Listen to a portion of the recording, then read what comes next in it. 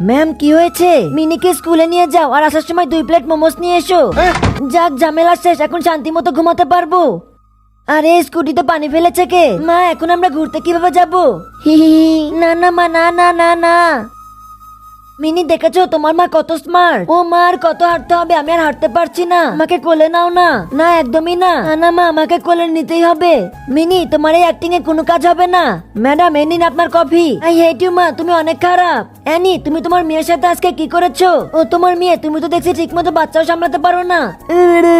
দেখো তোমার কারণে আমার নাতি মাত্র পরীক্ষায় 12 নাম্বার পেয়েছে। রেব্বা আমার মেয়ে তো দেখছি আমার থেকে 5 নাম্বার বেশি পেয়েছে। I am proud of you আমার মেয়ে। আরে গাধা কি বলতেছিস? আরে মা চিন্তা করো না, এরপরে আমার মেয়ে এর চেয়েও ভালো রেজাল্ট করবে। আরে মিনি এইবার 92 পেয়েছে, এটা কিভাবে সম্ভব? এটা তো সিক্রেট। মা দেখো আমার বয়ফ্রেন্ড আমাকে ওর ছবি পাঠিয়েছে। কি এখন তুই ওকে প্রেম করাও শেখাচ্ছিস? বন্ধুরা পার্ট 2 দেখার জন্য ভিডিওটিকে লাইক করে চ্যানেলটিকে সাবস্ক্রাইব করে দাও আর কমেন্টে তোমার সুন্দর নামটি লিখে যাও।